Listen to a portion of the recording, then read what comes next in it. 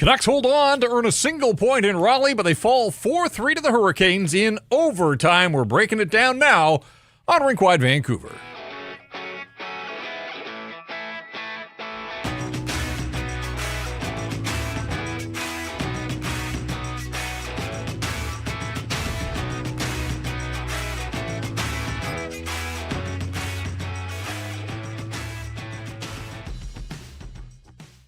And we welcome you inside the Pacific Toyota Dealers studios. Visit shoptoyota.ca or your local Pacific Toyota dealer today. Rink Wide Vancouver brought to you in part by Bet365. I'm Jeff. He is Tyson, and we are here to break down a Canucks overtime loss against the Hurricanes. Thought for a sec we may have to call the authorities. Looked like we might get a robbery out of Raleigh.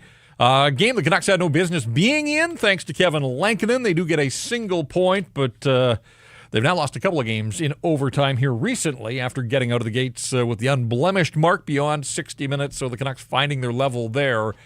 And they weren't at Carolina's level in this hockey game.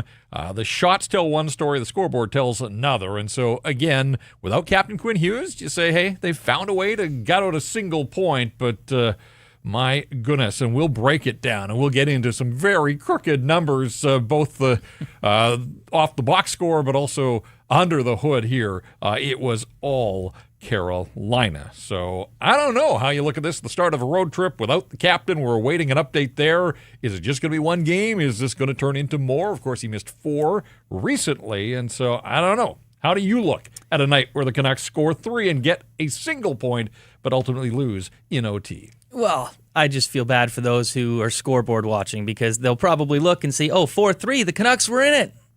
I don't know. Not really. If you look at it and you watch the game, they led in the third period. I know, which is crazy. It just looked like a group of men amongst boys in this one a little bit. Like once, it was a tie game, it was still all Carolina, and then Canucks take the lead. It was still all Carolina. Even when they were winning, it was still all Carolina. It's a tough one, and thankfully Kevin Lankinen was in there because he definitely made it look a lot better than it was. Yeah, but without Thatcher Demko, he can't be taxed like this very often. They've got 2 to go on this trip, and they're back-to-back here. I am curious to see, that's for another day, but I wonder if we see Jiri Patera as early as Saturday against Tampa and give Lankinen an extra day and throw him at the 2-time defending Stanley Cup champs. And Sunrise on Monday, we'll see about that. Saturday, an off day, and they're going to need it to rest up because a lot of guys were pushed to the limit, some of them beyond a career high in ice time for Marcus Pettersson, just gobbling up those minutes left behind with Quinn Hughes out of the lineup. Philip Hronek leaves in the final minute of regulation time. With no Hughes, you figure, okay, Hronek will shoulder the load in overtime. No, he wasn't around. Canucks, again, basically a scattergun approach in OT, possessing the puck. It's worked for them. Held the puck for the first 2.5 minutes, and then once Carolina got it, they didn't give it up. And ultimately, Sebastian Aho with his 7th goal of the season, 4:29 of overtime. So the Canucks were not far away from getting it to a shootout and rolling the dice there. But Aho spins off the check of Elias Pettersson, walks down Main Street, and rips a wrist shot past Kevin Lankinen. That's it. That's the winner for the Hurricanes, who outshoot the Canucks 38-17, including an 18-8 edge in a very one-sided second period. The Canucks had just 4 shots in the third, and they had 1 shot from Evander Kane in overtime. Carolina ultimately awarded 4 shots on goal, and on their 4th one, they find the back of the net. So, the Canucks took a 3-2 lead early in the second period on a power play. Lovely play from Besser to Garland. A nice conversion from Garland for his 5th of the year. Stays 3-2 into the third period. 6 minutes into the third. In fact, Canucks sitting back. Canes were pressing. And ultimately it was Taylor Hall. Tic-tac-toe. A nice goal there. There were a couple of pretty goals in this hockey game. And it stayed 3-3 despite Linus Karlsson with a golden opportunity, a counterpunch against the flow of play. That was about 5 minutes to go. Then at the other end of the ice, Svechnikov looking for the hat trick we saw the Michigan, or at least an attempt at Michigan. Tyler Myers was having none of it. He didn't get it cleanly, I don't think, behind the net. But again, to be thinking that way in a 3-3 hockey game, a spectacular night for Svechnikov, and we'll talk more about him as the night goes along. But then, again, I think, and I saw a lot of it in social spaces too, people are getting turned off with overtime here. Yeah. And just I can see why. the possession. I mean, at one point it was nonstop, frantic, 3-on-3, all that time and space, and the best players in the league. And now the Canucks recognize that they were getting torched way too often last year, so they're going to dumb it down a little bit and just hold on to the puck until they get an absolute, like, not even a grade A, I think a grade A plus. And it never really materialized, and then ultimately they turned the puck over, and that's when trouble started. Well, it just seems like they're waiting for that perfect play, and then they'll decide to shoot the puck, unless Evander Kane's on the ice, because that guy's ripping from anywhere and everywhere nowadays. But, it's boring, and I understand where the fans are coming from. And also, you have Kevin Lankinen in there, and they've talked about it. The players have talked about how much they trust Kevin Lankinen in shootouts. And so I think once they get, like in this game, once it was tied in the final 2 minutes, like I think they were not only playing for overtime, they were trying to play for a shootout because, it wasn't pretty. And so, that's the edge you have when you've got Lankinen in there. And so they're like, okay, we're going to park the bus a little bit and hopefully we can bring our star out in the shootout. You know the drill. We want to hear from you. Want this to be fully interactive. Want your contributions. We'll continue to break it down. There's a ton of talking points to get to still, but we want you to bring it in the live chat. And if you want your comments, your questions, your concerns about this hockey club to run up the flagpole, get to the top of the queue, hit us up with a super chat. Our charity partner again this season, the BC Mental Health Foundation, changing the face of mental health and addiction by supporting breakthroughs in care, public understanding, research, and knowledge exchange. KP in the chat says, Irf's on IR too now? No, it's Irf's birthday weekend. So I think he and his missus snuck away to Whistler for a few nights. He'll be back on Monday. Tyson's in tonight, and he'll be back on Sunday as well. And we should note that the golden goose here was cooked because you had been perfect, hadn't you, to this point? Yeah, I was perfect 2-0. Perfect 2-0 coming in here. Can't win them all. We do have another record still. Every game has been 4-3 that I've been in this seat. Every single game with our one blemish. 2-0-1. That's not bad. 5 out of a possible 6 points. That's pretty good. It's pretty good for me. Also, let the fun cat stat. Let the cat out of the bag here. Elias Pettersson has scored a goal. He's only scored in 4 games this season. In 3 of those games, I've been in this seat watching Magic Man, right there. So on Sunday, he plays the Lightning. I'll be in this seat. Elias Pettersson goal. Book it. And he had a nice night. And he scored a nice goal. I mean, he had Sean Walker to thank. Just a brutal turnover on the power play. But alas, I mean, so often the talking point is this guy's got to get his shot volume up. Mm-hmm. He has to. He talks about it. He knows it. And then he scores a goal like that. That was his only shot attempt of the hockey game. Yeah. Again, the Canucks got outshot and outchanced at a ridiculous rate here, so maybe this isn't the night to be going too far down that road. But on a night when he scores like that, and it's a reminder, like, that shot is dangerous. Mm-hmm. And that shot scored 9 minutes into the hockey game, and he didn't have another shot attempt after that. And the Canucks had a pair of second period power plays. They scored on one of them. They didn't score on the other. Needs to shoot more. Yeah. He needs to shoot more. We know that, and he keeps saying it, and yet on a night when he does score and had an assist, so he's another back-to-back multi-point nights for him. The point totals are kind of quietly going up here, but in a 3-3 situation or 3-on-3 in overtime, we're praising him for all of his defensive work this year, and Aho, who's a terrific player in his own right, but just beats him cleanly on the spin move. Mm-hmm. There was also the face-off on the Canes power play goal, the second of the 2 Svechnikov. Oh, yeah. I mean, you know the story about the Canucks penalty kill. It's dreadful. Mm-hmm.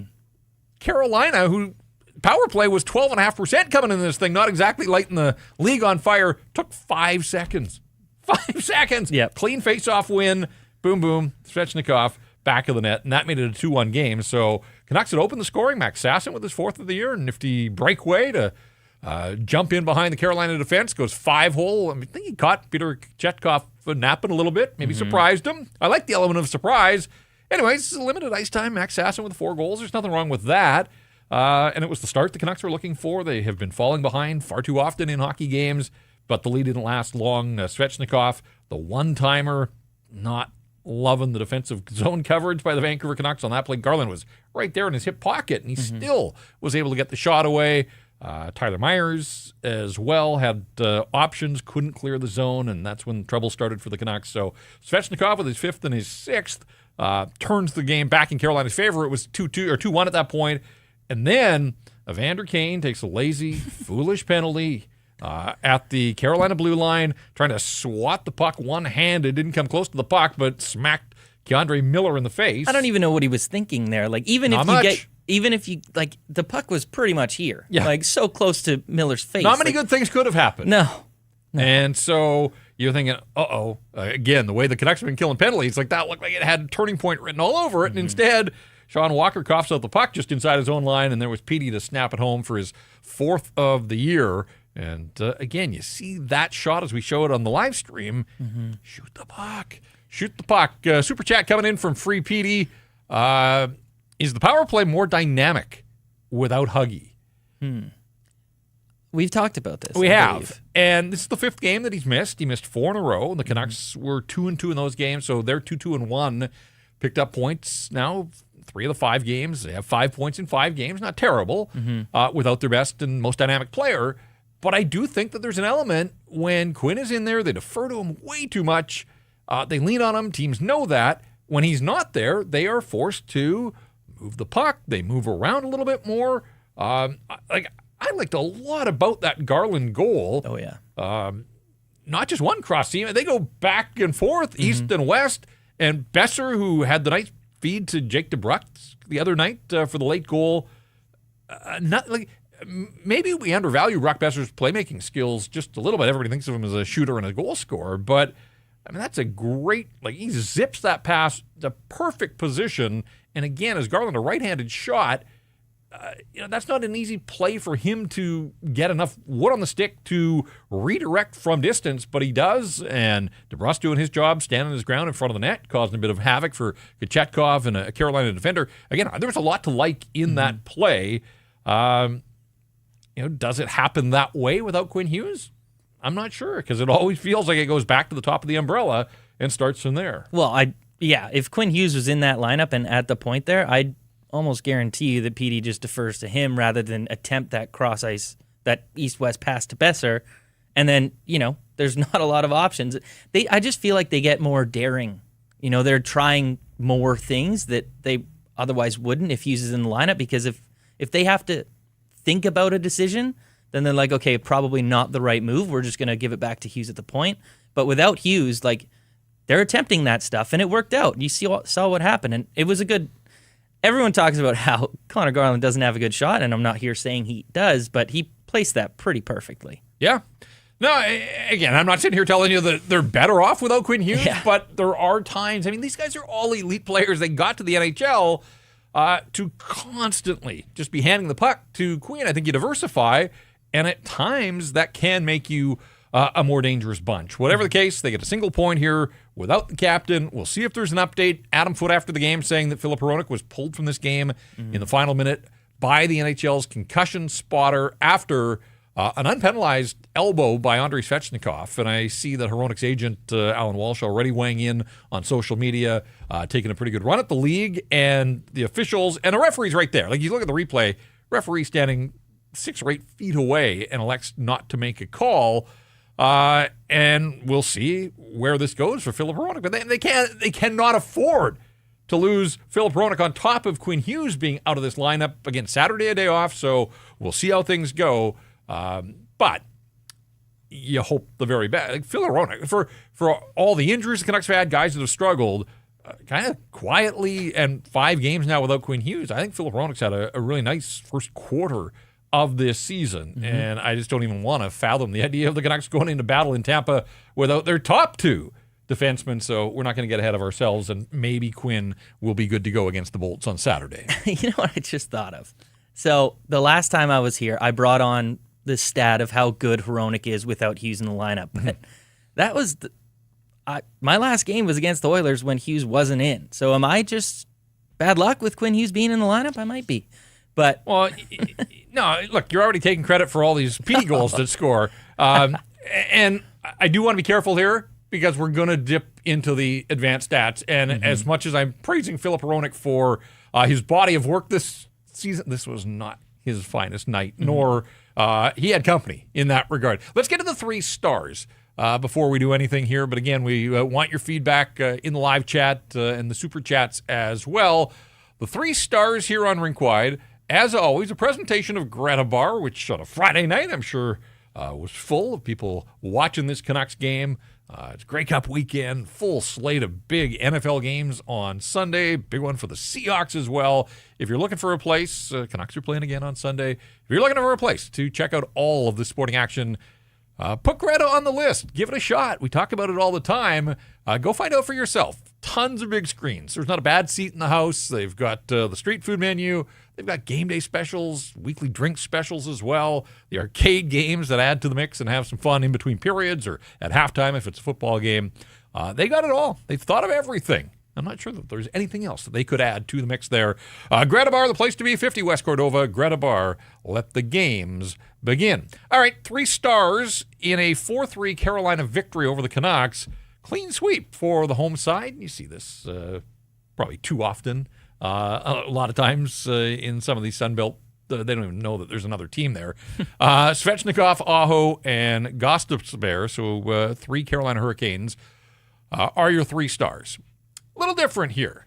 Yeah, the Canucks were involved in this game as well, and it wouldn't have got to overtime if not for the guy in the middle. Svechnikov, first star, no problem. 2 goals, an assist. Didn't love the elbow that went unpenalized, but I see him play, Tyson, and I just think, how does he not have more goals always? Like, the guy is a dynamic presence. He was a 2nd overall draft pick in his draft year. The tools are all there, and yet his point totals often underwhelm. But, again, he was a force in this hockey game. A multi-goal night. He's up to 6 on the season now, and he is the first star. There's Lankinen.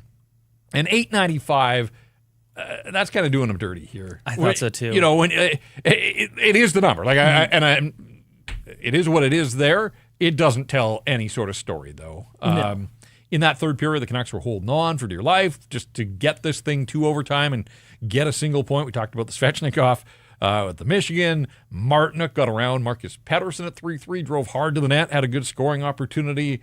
I thought Jackson Blake was all over this game. It seemed every time he had the puck on his stick, easy entries, and then things started to happen there. There were just a ton of chances throughout this night. 38 shots. Lankinen ends up giving up 4, but this game doesn't get to overtime. If not for the Canucks, de facto number 1 for the time being on a day when Thatcher Demko is placed on IR, so we know that he's not available for he was not on the road trip anyhow, so that was just procedural earlier. It's Lankinen's net right now, except that he can't play them all, so we'll see if he gets a night off on this trip. And there's Sebastian Aho, the goal, the game winner. He played 24 minutes in this hockey game. Now, some of that out of necessity because Seth Jarvis, 10-goal man, their leading goal scorer, left early. Svechnikov was involved in everything in this game. It felt like some friendly fire there. Unfortunately for Jarvis, the stick kind of raked under the visor and must have got him in an eye, enough to, he was in some distress on the ice, left the game, didn't return. And then in the 2nd period, Jesperi Kotkaniemi left this game as well. So, yes, the Canucks were short-staffed and have been all season, but Carolina ran into some injury problems in this game and had 2 of their top 9 forwards leave the hockey game. So tough night for them as well. And yet, with the efforts of a guy like Aho going above and beyond in 24 minutes of ice time, he played find the a way first to win. 3 minutes of the overtime period. Which sounds kind of crazy, but we talked about it as we watched in real time. It wasn't taxing. No. I mean, the Canucks were on the outside, and Carolina just formed a little triangle and basically stood there. I mean, you don't ever want a guy playing a 3-minute shift, but got a break, came back out, puts the dagger in, wins the hockey game. Those are your 3 stars. Svechnikov, Lankinen, Aho. 3 stars are brought to you by Greta Bar YVR. It is a nightly, it's almost a feature on the program. But at one point, we were considering Elias Pettersson as one of the stars in a multi-point game. Talked about his shorthanded goal. 20 minutes and 4 seconds of ice time. Again, don't love the one shot, the only shot attempt. But a beast in the faceoff circle on a night, again, when nobody else on this team can barely win a draw. Pettersson was 14-8, 64% on his own. As a team, it was a saw-off. The Canucks won 32 of the 64 faceoffs. What did you make of Elias Pettersson's night individually and his line with Connor Garland and Evander Kane?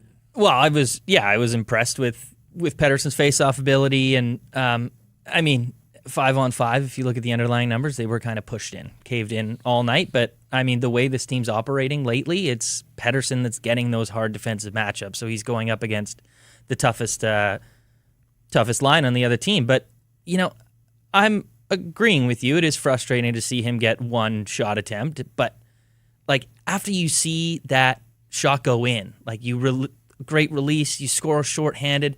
Do you not feel like he's lost his confidence in the first place, which is why he's probably not shooting a ton? And then you see that, you release that, and you're well aware that you need to start shooting more, and you see that go in, and you don't attempt another shot the entire game? Right. There is some frustration there. I think the other thing, and this wasn't necessarily the case tonight, but we're seeing it a lot.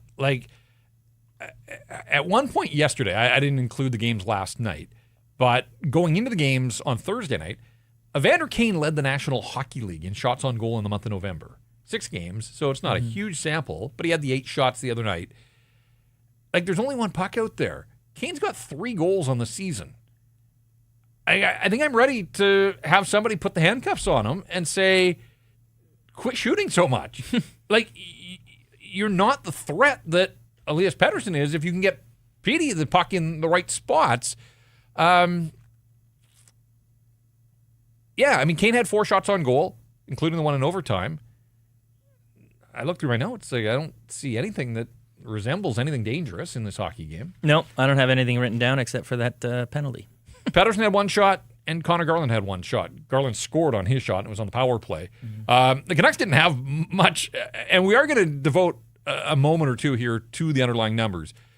But in 64 minutes of hockey, the Canucks had 13 shots at even strength in this game. So, nobody did enough. Nobody had the puck enough. But this combination of Kane, Pettersson, and Garland, a lot of nights they're spending time in the offensive zone, but generally the puck winds up on Kane's stick and he just launches it from everywhere. And he's got 3 goals. 2 of them came in the same game. I'm not sure that it's the strategy that is going to lead the Canucks where they want to go. Canucks fall in overtime, 4-3. They've lost 3 in a row now, but 2 of those have gone beyond regulation. They lost to Colorado, then they lost in regulation to Winnipeg the other night, and they lose this one in Carolina to start the road trip. So a single point. Road record drops to 5-4-1, and on the season they're 8-9-2 now, so 18 points in 19 games. They stay right there, bumping up against NHL 500, but that's, at some point, I think reality is going to hit in that even if they cling to a 500 record, they're going to see separation, and they're just going to find themselves too far behind the back. They have to string some wins together. Next chance comes on Sunday afternoon in Tampa Bay. All right, let's get to our stat that stands out, which is delivered by Uber Eats. And every time the Canucks play at home, you can get a buy one, get one 6-piece chicken McNuggets from McDonald's in Vancouver, only on Uber Eats. And from game day eats to paper plates and napkins if you're hosting, to all the ingredients you need to make your favorite game day dip before, during, or after the game, Uber Eats is assisting every fan's hockey experience all season long. Hashtag crave the stats. And we look at the stats here. No Quinn Hughes. We've talked about that a bunch. Whew. Marcus Pettersson plays a career-high 30 minutes and 23 seconds. We wondered who would log time in overtime with no Hughes, no Hronek. Well, Marcus Pettersson played more than a minute of overtime. Tom Melander got a shift. Tyler Myers snuck in a shift as well. They went with 3 forwards at one point. That paid off earlier in the season. Didn't yield a goal in this one. But Marcus Pettersson, that last run of games without Quinn Hughes, established a career high, played 27 minutes and 21 seconds against Edmonton in an overtime win. And here goes 3 minutes better, up over 30 minutes. That's putting in a shift or 2 or 10 for MP29. It's been a struggle for him on the penalty kill. He was in the penalty box for 5 seconds, so that didn't really eat into his ice time. But he was in the box when Carolina scored yet another power play goal against the Vancouver Canucks. But that's asking a lot, and that is stepping up and answering the call for Marcus Pettersson, who plays, as you can see on the screen there, 30 minutes and 23 seconds, absolutely, a stat that stands out. And if you look at, some of the underlying numbers, obviously the P.O. Joseph, Tom Willander, they didn't play as much. But if you look at the top 4 defensemen that did log heavy minutes in this one, he had the lowest Corsi. Lowest Corsi against. And he played the most minutes. So there was some plays that you'd obviously didn't love in this one. Yeah. But you could say that about a lot of people or a lot of skaters for the Canucks. And 29 isn't great, but it was good when you look at it as a whole compared to some of his peers. Well, we'll devote a segment here in a sec to the underlying numbers because, it really does tell the story of this hockey game. Just a couple of other things that I wanted to get to before we do that. Penalty kill, 50% on the night, which is kind of what they have been for the last on par. Couple of weeks, unfortunately. As bad as that sounds, but limited the penalties when you're chasing the game the way they are. Quite often, that's when you run into issues, hooking and holding, and so the discipline was good. Carolina's 2 power plays came in the first period. After that, as the Canucks tired and chased that game, they were able to stay out of the box. So some credit there. But even on a night when they only take 2 penalties, they get torched on one of them. And Carolina made it look way too easy. But special teams were a push. Both teams went. Actually, the Canucks won the special teams battle. Both teams went 1 for 2 on the power play, but the Canucks got that shorthanded goal as well. So the Canucks get a goal in 3 different game states. Max Sasson at even strength, and then it was Elias Pettersson shorthanded, Connor Garland with the man advantage. The shorthanded goal, by the way, the 3rd of the season for the Canucks. Drew O'Connor and Kiefer Sherwood also scoring shorties this year in, 19 games now. They scored 4 shorthanded goals all of last season. So where they weren't much of a threat when killing penalties, and I think Dakota Joshua had one of them, Pius Suter, Tyler Myers had a shorthanded goal last year, and I think Kiefer Sherwood also. But that is something. Is that a sign that, just more dangerous guys killing penalties when they get a chance? Is it, better team speed? Is it, does it speak to them being aggressive and recognizing when they get opportunities? I'm not sure, but 3 shorthanded goals already in just 19 games is certainly the pace is a marked improvement over last year where they killed penalties well for the most part, but just that wasn't an element of their penalty killing. Also, Aatu Räty's 23rd birthday, so we should mention that. Didn't figure a whole lot in this game, was out for a couple of late faceoffs, ended up underwater in the faceoff 7 and 9, so 44% for him. Doesn't figure in the scoring. And an interesting lineup decision. And there was some drama in the pregame where Evander Kane apparently took a puck in the face. They showed some video of it. Left, and we weren't sure if he was going to need to do some repairs, whatever. He was ready to go. But Adam Foote makes a decision here at the start of the road trip to put Mackenzie McEachern in and sit Arshdeep Bains down. And I didn't have a problem with this. 27 games now without a goal for Arshdeep Bains. And Mackenzie McEachern gets an assist on the Max Sasson goal that opens the scoring in limited ice time. Like, he's barely played in his time up in the National Hockey League with the Canucks. McEachern's got 2 points. Yep. And Arshdeep Bains, who's played every game up until this point, has 3. So, Bains started the year higher in the lineup, had a quick taste of penalty killing duties. Those have been removed.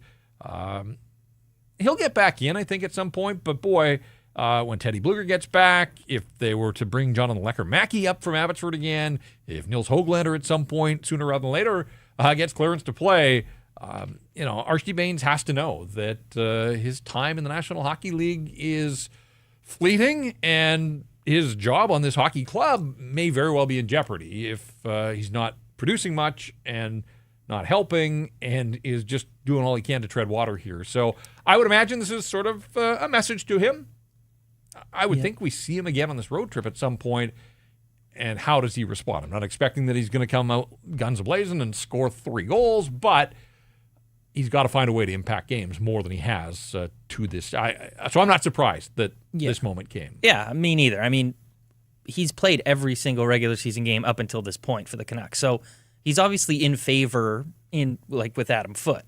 I'm a little surprised because, like you said, he started out in the top 6. He had 2 points through his first 3 games. He was killing penalties, and that's all gone away. He has 1 point in the last 15, and he's not killing penalties anymore, and he's not really providing much on that fourth line. So, maybe it is like, hey, just take a seat, watch from the press box, kind of watch the game from a different view, and hopefully get back in. But yeah, I was a little surprised that it took until game 19 of the season for him to, take a seat because of all the turnover that's been in this Canucks lineup. Another super chat supporting the BC Mental Health Foundation. Keep them coming. We appreciate them. Casey Shuffle, is the defense really this underwhelming, or is the lack of forward depth exposing holes in how they want to play?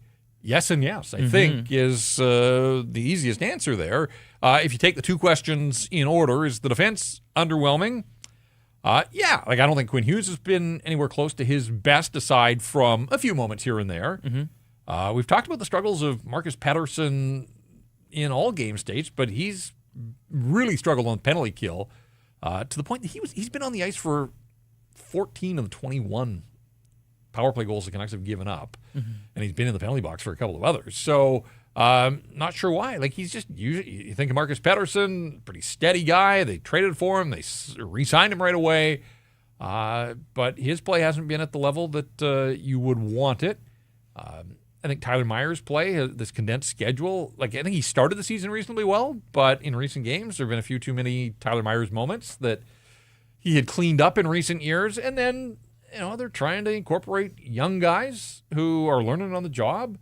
And when Quinn Hughes can't go, you're forced to put P.O. Joseph in the lineup, and it's been a struggle for him in the nights that he has played, and he barely played in the third period here, so they elected to go with five defensemen when they were getting worked pretty hard by the Carolina Hurricanes. The defense has been pretty underwhelming. The numbers, Thatcher Demko's numbers show the goals saved above expected because he's had to be that good when he's been healthy and in there. And then the second part is, is the lack of forward depth exposing holes in how they want to play? Sure. You're asking Petey to take on the hard matchups. He's doing his best to tread water most nights. And then from there, especially on the road, if teams can dictate, and other teams, if they've got enough offensive weapons, the Canucks just can't match up. Lucas Reichel is a second-line center. Again, starts every game, and then by the midway mark, basically gets stapled to the bench. This was another night where he barely played. And when he did, he wasn't terribly effective. What was Reichel, 12 minutes and 18 seconds. The guy that surprised me tonight, Linus Karlsson, just 7.5 minutes of ice time, and had that chance in the third period, has been playing better of late. When I look at the way Adam Foote stretched his bench, and Jake DeBrusk wasn't much of a factor in this game and plays 21 minutes, and Evander Kane continues to get his minutes despite whatever that was on the shift that led to the 3-3 goal, where he didn't like the fact that he got knocked down and into the end boards by Keandre Miller and spent the rest of the shift chasing Miller around the ice and challenging him to a fight. And it just kind of felt like everybody was distracted by what was going on in the neutral zone. And eventually, Hurricanes put the puck in the net. So, this was an issue earlier in the season where we questioned ice time distribution and deployment. This feels, again, at the start of a 3-game and 4-night road trip, like some curious decisions about too much ice time for some and not enough for some of the others. Yeah, I thought Linus had a fine game. I didn't think he was... I noticed him tonight, and on a night where there wasn't a lot to be noticed on the Canucks side. Two of the Canucks' 17 shots, which may not say much, but Jake DeBrusk in 21 minutes had one shot, Pettersson had one shot, Garland had one shot, on and on it goes. So he picked up a point too, Karlsson, didn't he? He did. Yeah, he got the second assist on the Max Sasson goal. Just a little bit strange. All right, we've said it enough. I want to get to... I don't know if fans want to hear them, but I would want to get to some of these underlying numbers because, the ice was tilted and the numbers are crooked. This segment is presented by your Pacific Toyota dealers and the Toyota Prius plug-in hybrid, and it's no compromise approach to electric vehicles that offers the best of both worlds. You can drive up to 72 kilometers on battery alone. That's enough to get you from downtown to the rink to the grocery store and then home to recharge. Seamlessly transitions from electric mode to the gas engine for a combined range of 962 kilometers. And there are no sacrifices when it comes to horsepower or style with its sleek, low, and wide exterior, sophisticated interior, and loaded with tech that is actually easy to use. And right now, you can lease a 2025 Prius plug-in hybrid SE from $99 weekly at 3.49% APR. That's for 64 months with $3,600 down, and it includes a $3,000 discount. Visit shoptoyota.ca or your local Pacific Toyota dealer today. All right. This is maybe not for children. This is the scary part of the program. It is where we look at natural stat trick and see what the underlying numbers tell us. Yeah. At 5-on-5, the shot attempts were 87-23. Carolina held a 79 to 21% edge in the shot attempts. The actual shots at 5-on-5 were 33-12. Scoring chances 44-9. And the high dangers 21-2. 21-2. The Canucks didn't have a high danger in the third period. The high dangers were 9-0, and there were no high dangers. Again, 5-on-5. Overtime's 3-on-3, so overtime doesn't really factor into it. But in the third period, with the game hanging in the balance, high dangers were 9-0. 9 Cobb for the Carolina Hurricanes. Kind of tells you the kind of night that Kevin Lankinen had and the fact that the Canucks somehow, some way, get out of Raleigh, North Carolina with a single point. And what's even more alarming is, you could say score effects in the third period of Carolina's coming back. They scored 6 minutes into the final frame. Yeah. You want to dig into some of the individual Canuck numbers? Yeah, let's look at a couple defense pairings here. D. Petey and Phil Hronek. They were paired together tonight with no Hughes. Not great. 46 shot attempts against D. Petey while on the ice and only 7-4. Philip Hronek, slightly worse, 43 against and 5-4. Wow. So that's, it's not great. And it goes down the list. Kiefer Sherwood's had an incredible season. Mm-hmm. The shot attempts were 30-3. With Kiefer Sherwood, the Canucks' leading goal scorer, on the ice. Yep. Brock Besser essentially in the same boat there. They were 28-3. Pick a player here. We can talk about P.O. Joseph struggling, all relative. P.O. Joseph, he didn't play a lot, so that limited some of the damage there. Same with Linus Karlsson. Of the guys that played double-digit minutes, Tom Willander fared the best of the bunch. So, kind of quietly, we'll call that small s silver lining for the Canucks that, learning on the job here, that you can put Willander out in these situations against good puck possession teams and finding ways, for the most part, to hold his own. And, in fact, the Canucks scored with Willander on the ice at 5-on-5. He wasn't out there for a goal again. So Mackenzie McEachern led forwards. I don't mind what I see in limited minutes. And I get that he's a farmhand depth guy call up, but he's got NHL experience, but he's a big body that wins most of his battles. I can see why in a close game a coach would look at him as opposed to Lucas Reichel and think, if I'm only going to give you a couple of shifts, I don't want to get in trouble in your own zone. McEachern, I actually don't mind. And it's funny because, and you were there in Penticton and through the preseason, I don't remember. I didn't talk to him. I don't remember much about him. Certainly didn't stand out for good or bad, but it tells you sort of how deep they've had to go down the pecking order in Abbotsford to get to a Mackenzie McEachern. But he's been here now, and they haven't sent him back, and they're starting to get some bodies back now. And he gets in the lineup, and Archdeep Baines doesn't. So good on him. Again, I'm not expecting huge things from Mackenzie McEachern, but he does not look out of place in a depth role on this hockey club. No, I completely agree. But Corsi 4, he led forwards with 8 shot attempts while he was on the ice for the Canucks, but he played 9:43 at 5-on-5. Yep. And this isn't comparing, what he allowed and what he produced. It's just sheer numbers. He had the most of any forward at 5-on-5 shot attempts while he was on the ice. So, the Canucks are dealing with so many injuries, but I don't know if, obviously, this isn't a great performance from anybody, but I don't know if you can look at him as the scapegoat and be like, okay, you got to come out of the lineup. No, and that's why I say, I'll be curious to see. First of all, we'll have to do a body count and make sure that everybody is healthy, and we don't know about Philip Hronek, and he's a defender. He's not going to affect Mackenzie McEachern's spot in the lineup, but Victor Mancini's on this trip now. The way they activated him this afternoon and put that Demko on IR, I kind of thought maybe it was done to get Mancini back in the lineup here. He didn't play, but I would assume now that he's activated and on the roster that we'll see him on this road trip. If he had played, it would have given the Canucks 4 right-handed defensemen, Hronek, Myers, Willander, and Mancini. But, I mean, it's pretty clear that there isn't a ton of faith and confidence in P.O. Joseph, and I could have thought one of the young guys might, for a night, even be able to slide over and play the left side. But, I mean, I know coaches like their lefty-righties, and so that works in P.O. Joseph's favor for the time being here, but we'll see reports that Derek Forward's back skating at the very least, but he remains on LTIR, so we'll see what happens, and he's not on this road trip, so he's not going to be an option, and the Canucks move into Tampa on Sunday, and then Sunrise against the Stanley Cup champs, 2-time champs, on Monday afternoon. Yeah, we got a super chat here from 7-7, which kind of relates to what we were just talking about Mancini and everything. Is it possible Myers comes out of the lineup for Mancini? I doubt this majority.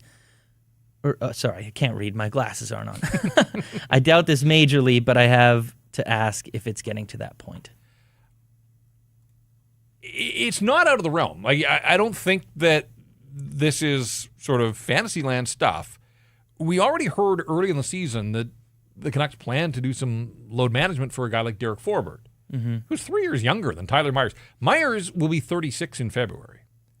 This start to the season has been hellacious in terms of compressed schedule, travel, the back-to-backs. I don't think it's an outlandish thought here that if all these young guys were healthy and holding their own, that for a night on one of those back-to-back games, that you could sit and rest a guy like Tyler Myers. I really think, and this is just, the eye test more than anything, but all these games stacked up, I think, have taken their toll. I don't think Tyler Myers has been as good here in the last week or 10 days as he was earlier in the season when he was fresh and ready to go, and the schedule's not really going to let up. I mean, next week they come home and they only got 2, but then they're right back out on the road for 3 and 4, a 4-game road trip that winds up in Denver against the Colorado Avalanche. If there were ways to get some of these veteran guys a night here or a night there, I don't think it would be the worst thing in a compressed schedule. So we'll see what happens, but first things first, you got to get these healthy options. And if Philip Hronek's out for any length of time, then Tyler Myers is not coming out of the lineup. Tyler Myers probably plays more in that situation without Hronek. So. I was going to ask you, what do you think you would need to see a lot from the younger guys, from Willander, from Mancini, from DPD, that they would be able to step up and play those hard defensive minutes, because that's what Tyler Myers is right now. That's what he's logging.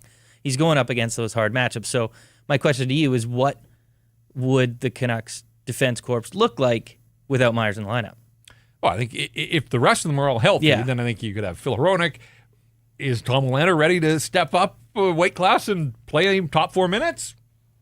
I mean, he had a night where he played 19 on the last road trip. Or is Mancini, after being out for 3 weeks, does he step back in and take on that sort of responsibility? That might be asking a little too much. Maybe it's opponent dependent. If you've got the two of them on the right side, you're not sheltering, right? You can't shelter both of them at that point. They have to play. And then, would this coaching staff be willing to go into NHL game action with DPD, Mancini, and Willander? I don't know, but I go back to this idea that I'm not sure that playing every single night in this Olympic year is in the best interest of a guy like Tyler Myers if he's healthy and available. So, they're going to have some decisions here to make, and we'll see. But I don't think, just going back to the Super Chat, I don't think it's totally out of the question that you could see a guy like Myers come out on some nights. Another Super Chat from Domaniac Studios. DPD should be tough on boards. Hasn't been. I would agree with that it's been hit and miss for DPD here throughout the season. And we talked about the underlying numbers. Don't need to repeat those. Nobody needs to hear them for a second time here on Rink Wide. But I go back to the Winnipeg game the other night. There was the goal. Was it Iafallo that he should have absolutely just hammered him into the boards and stopped the play right there, and instead kind of looked like he pulled up, let Iafallo get to the puck first, and then he makes the play behind the net, and before you know it, it's around and in the net on the Niederreiter goal, where Willander couldn't tie up Niederreiter going to the blue paint, and so there were sort of breakdowns by both of them there. But you're right, he looked more confident last year. I don't know if he got on a roll and just kind of fed off that.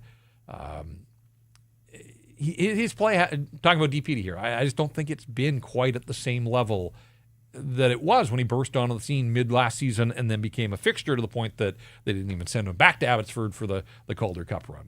Yeah, it hasn't been, but I feel like that's because he's being less sheltered this year. They're trying to test him more to help him develop. You know, like, hey, we want you to be a defensive defenseman. We want you playing those hard minutes, playing against the opponent's top competition. So we're going to slowly let you do that.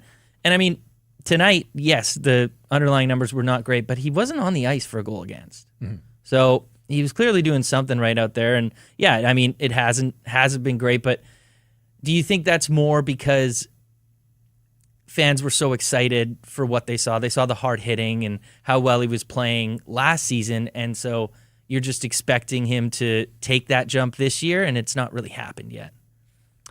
Yeah, I'd have to dig into it a little bit more. I think confidence is a funny thing, and I think he was full of it in a good way. I'm not saying he was full of himself. Mm-hmm. I think he played his way into the NHL and kind of fed off that.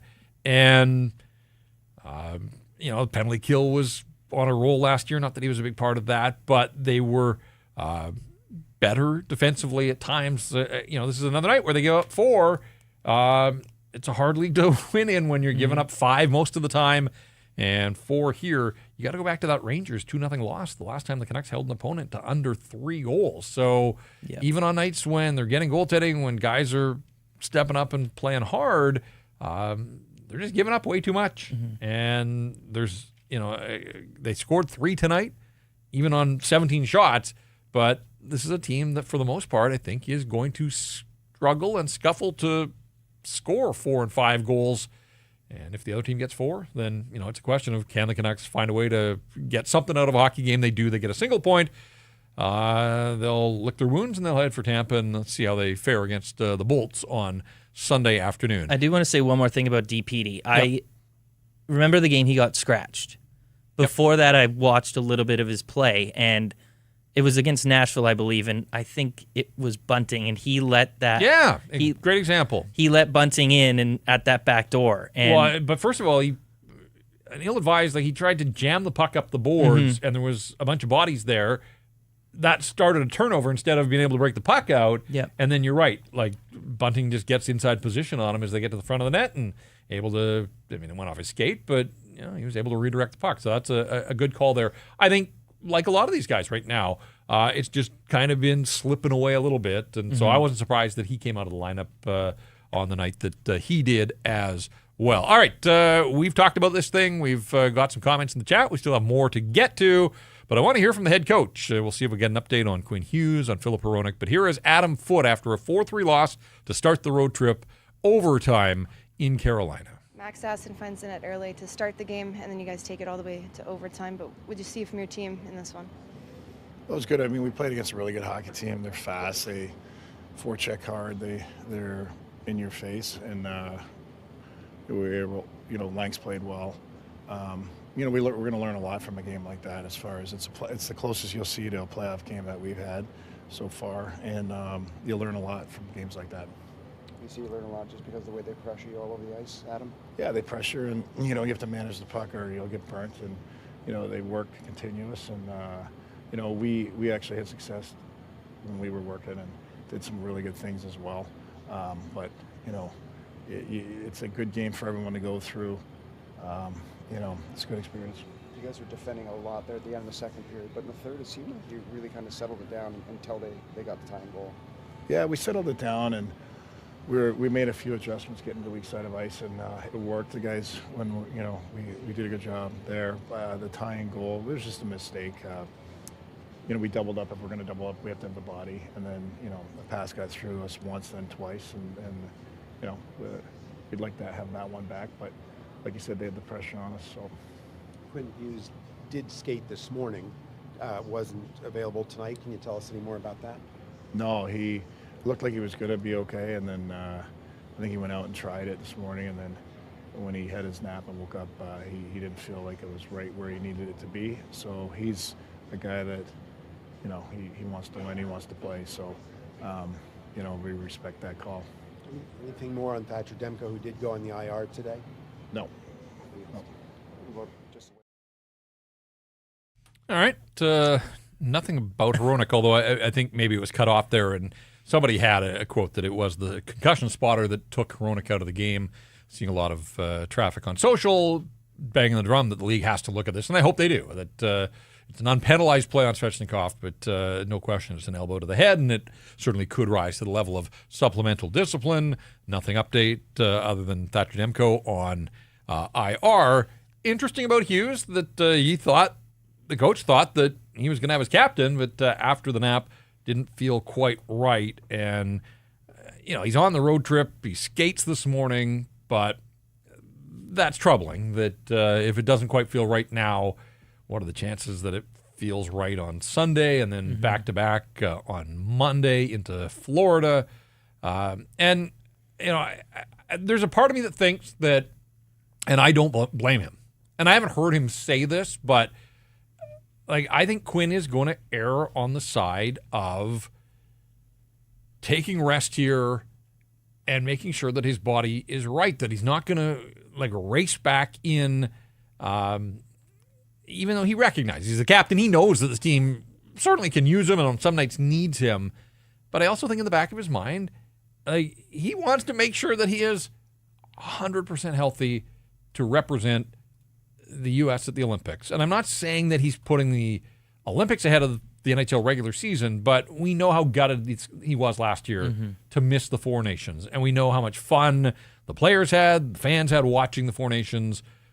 He doesn't want for a second to be on the shelf and have to miss the Olympics as well. And so, we'll see where it goes. But if the captain needs to take some more time here, I will understand that. And just listening to the coach, I guess I'll be surprised if we see him on Sunday in Tampa Bay. Yeah, I would. That's what I was going to say. I don't know if we see him on Sunday, but I do. I don't think he'll play the back-to-back. So if he'll probably sit out the Sunday and then get back in on the Monday, get that extra day of rest. But I agree. It definitely took a toll on him not being able to play. And I guess the difference is he was trying to help his team make the playoffs last year, right? And that was it was in January, all the turmoil that was going on. He needed to be there, and so, he didn't test himself too hard. But it's November, it's still early in the season. It's best for him to kind of take a seat when he knows that he needs it. Yeah, I mean, the injuries kind of snowballed last year after Christmas, started with a hand and then the oblique. And to his credit, you're right. He tried to get it out and help this hockey club until he just realized that he can't. I mean, this is a guy that has to play a lot when he's in there. They lean on him a lot when he's available. And he tried this morning, went part of them optional and clearly not quite right and not quite ready. So amazing that he came back the other night and looked as good as he did in the third period. Had the 3 points against Winnipeg, but unable to go here. So Quinn Hughes misses a fifth game of the season. The Canucks somehow through that are 2-2-1. So they've picked up points in 3 of the 5 games without their captain, but they want him back in there. Another super chat coming from Free Petey, the EP40 fan, says literally 6 bad penalty kills away from a playoff spot. You could sit here and spin it that way, I suppose. All these power play goals against, and they end up losing these hockey games. Yes, I still maintain at this stage, and after Sunday it'll be the 20-game mark, so essentially a quarter of the season. Don't get caught up looking at the standings. In fact, IRF doesn't even let us look at the standings until U.S. Thanksgiving. So we won't update the standings after this. But people will look and say, there's a 3-point gap or a 4-point gap. They're only, that's 2 wins. I think you have to take a broader view here that even if this is a year where a bunch of teams scuffle, it's still going to take 90-some points to make the playoffs. And let's just use 94. That's a low number generally. But 94 is 12 games above NHL 500. Mm-hmm. You need 94 points from 82 games. The longer they kind of scuffle along at or around 500, you're burning games, but you still have to find a way to be 12 above 500 at the end of the season. And so when does that happen for this group? And that's why you can get fooled into thinking, they're only 3 points behind the playoff bar right now or below the playoff bar.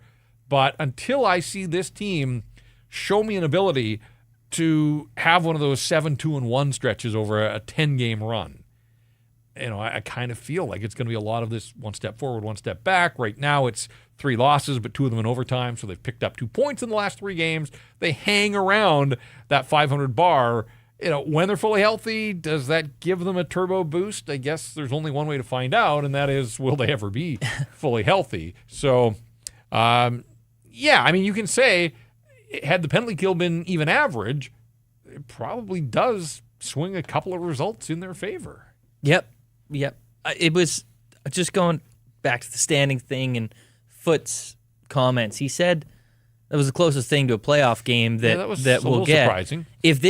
If that's how you play in the playoffs, why are you going for the playoffs? You want to get outshot 38-17 and hold on for dear life? You think that's a sustainable a way to win in the playoffs? No. That's tough. So I agree. One scoring chance from Linus Karlsson over the final 25 minutes of a playoff game? Yeah, great. Yeah, no, you're not going to win any playoff games. You're right. That is not the recipe for success. No. So, I guess, was he talking about how close it was on the scoreboard? Because I'm not even sure where that comment comes from. Me neither. They've had other games that I thought had more intensity, had more spark. So I don't know. That was a bit of a strange comment to hear that he felt this one was the closest that they've been to a playoff game at any point this Maybe it's season. because they blocked 29 shots and you block shots in the playoffs, but the other team blocked 4. Yeah. Probably not either. There's a stat that stands out, 29-4. And so credit to the guys that put themselves in front of pucks. Tyler Myers with 5 blocks, and Marcus Pettersson in his half hour of play, he blocked 4. And who else? Philip Hronek had 4 blocked shots. That's great, but it also tells you the story that there were that many shots to block, and still 38 found their way to the net. 4 of them found their way in the net. Mm-hmm. All right, let's get to the I was going to say the stat that stands out. Let's get to the line of the night, brought to you by Bet365. You're sitting in Earth's chair, so this is your segment. Where are you looking? Well, I just feel like you got to put a parlay down as Earth would. Just 2 money lines for tomorrow. We got the Florida Panthers over the Tampa Bay Lightning. Battle of Florida, 2 of the next Canucks opponents. Did you see what the Lightning's defense core was last game? Victor Hedman and Ryan McDonough are both out of the lineup. Yeah, so it's pretty brutal, and they allowed JT Miller and the New York Rangers, who can't really score this season, to score 7 on them with Vasilevsky in net. So I'm going to go with the Panthers there. And then the Ducks, I don't know why we're still getting a pretty good price on them at plus 115. They've lost 2 straight, but the Wild have not been fantastic this season. A $10 bet at plus 280 odds wins you $38, I believe. Whatever your bet is, it's never ordinary at Bet365. Download the app today and get in on the game. Use the code NATION to get you started. A reminder, you must be 19 or older. Please play responsibly. And you bring up a point there that the Canucks' next 2 opponents play each other on Saturday. So Sunday's back-to-back for the Tampa Lightning. Mm-hmm. So the Canucks probably avoid Andrei Vasilevsky. Mm-hmm. Is that a break? Perhaps. I mean, Peter Kochetkov hasn't played much, and they were able to get 3 on him, scored on 3 of their first 6 shots in this hockey game, and then didn't score again. But also, an in-state, Sunshine State battle that spilled over in all sorts of bad blood in the preseason. Stakes are a little higher. It's regular season hockey, so I'm not expecting a continuation there, but it wouldn't surprise me if it was a hard-fought physical game. And so, does Florida take something out of the Tampa Lightning and soften them up a little bit for the Vancouver Canucks on Sunday? It's also, I get that these teams have won Stanley Cups, multiple Stanley Cups in recent years. With all the injuries that the Florida Panthers have, and age perhaps, and injury catching up, both of them are below the playoff bar in the East. These aren't the teams of the last 5 years. And I also think in Florida's case, 2 cup wins plus a cup final appearance. They've played a ton of hockey. They also know to pace themselves a little bit. Mm-hmm. I'm not ruling them out. I think they'll be in the playoffs when all is said and done.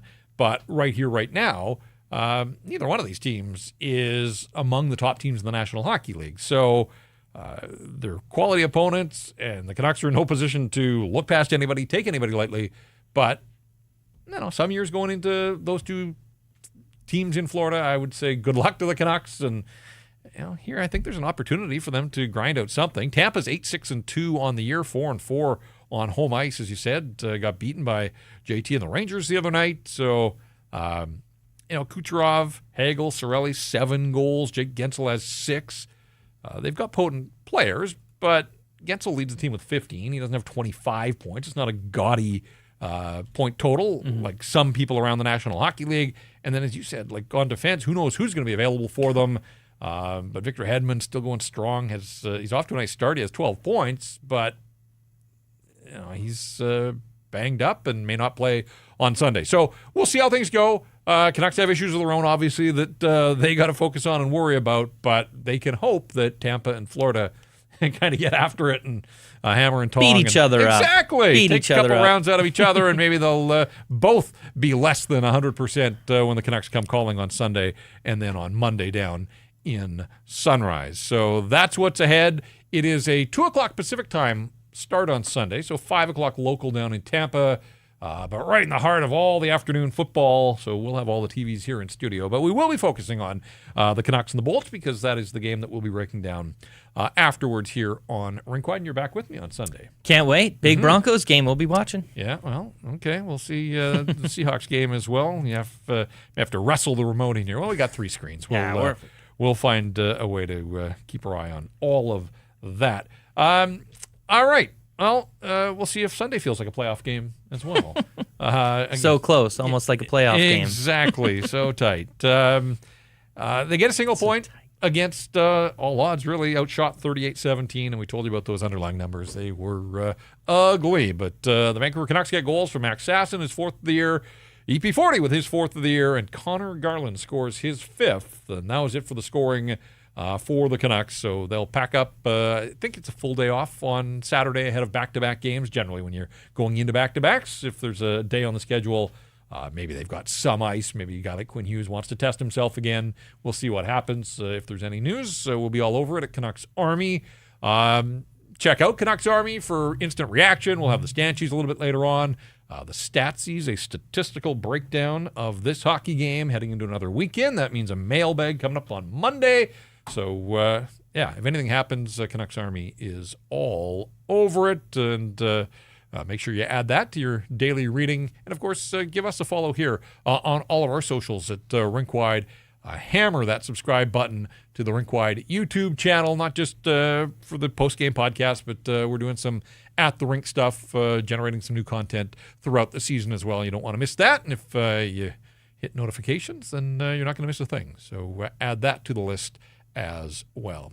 All right, Jacob Fraser working hard behind the scenes. We appreciate his help here. For Tyson Cole, I'm Jeff Patterson. The final score one more time. The Carolina Hurricanes 4, the Vancouver Canucks 3 in overtime. That's going to do it for this episode of Rink Wide Vancouver.